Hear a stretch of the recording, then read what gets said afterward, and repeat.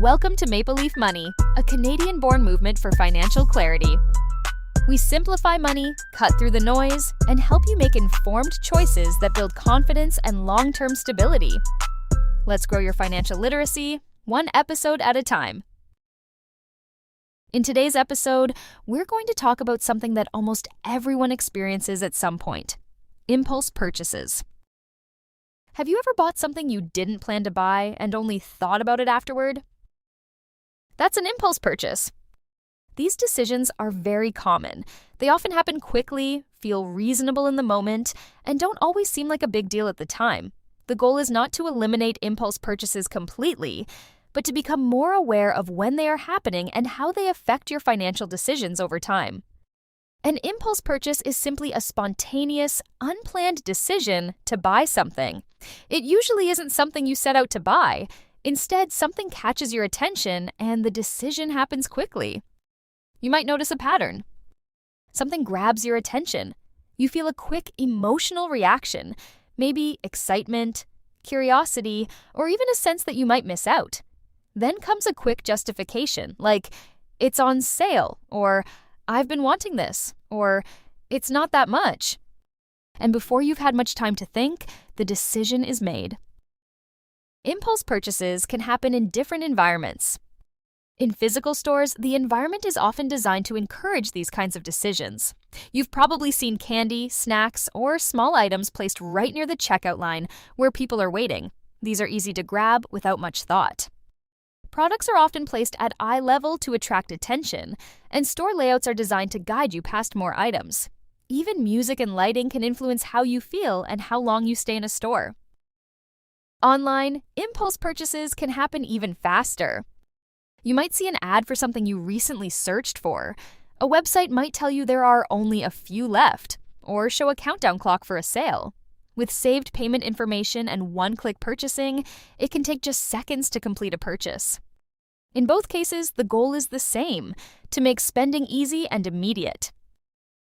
The most important skill in managing impulse purchases is awareness. Awareness means recognizing what is happening in the moment.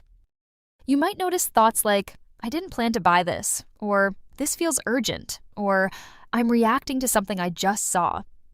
Even a brief moment of awareness can create a pause.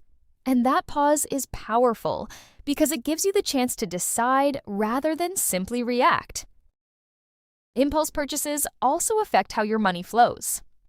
In earlier lessons, we talked about the idea of 3 buckets of money: spending, saving, and sharing. Every time an impulse purchase is made, money is directed into the spending bucket. That same money is no longer available to be saved, invested, or used in other meaningful ways. Another way to think about this is to imagine your money as water flowing into a container. Your earnings are the water coming in, and your savings are what you are able to keep and build over time. Impulse purchases can act like small leaks. A purchase here, a subscription there. Each one may seem small, but over time those leaks can reduce how much you are able to keep. And those small decisions can add up more than people expect. For example, spending just $10 on unplanned purchases 3 times per week adds up to about $30 per week. Over the course of a year, that becomes more than $1,500. That same amount of money, if saved or invested, could contribute to your financial security or help you reach important goals. Impulse purchases also tend to feel good in the moment. There can be a sense of excitement or satisfaction when buying something new, but that feeling is usually temporary.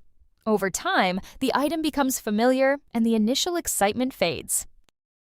This leads to an important question: how long does the satisfaction from this purchase actually last?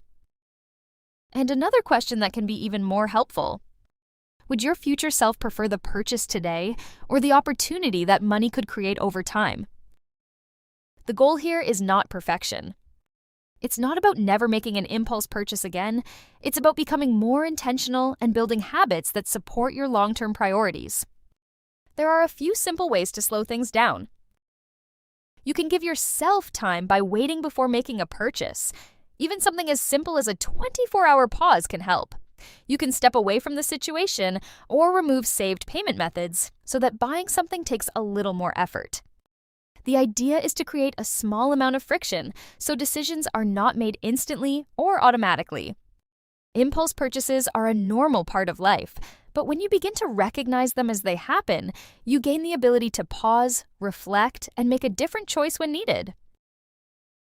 In the next episode, we'll explore how to become a more informed consumer by comparing options and focusing on value before making a purchase. You've been listening to Maple Leaf Money, a Canadian movement for financial clarity. Every choice, every dollar, and every lesson builds toward a stronger future for you, your family, and our country. Subscribe, share, and help grow financial confidence from coast to coast to coast. Until next time, remember to continue to learn, earn, and grow.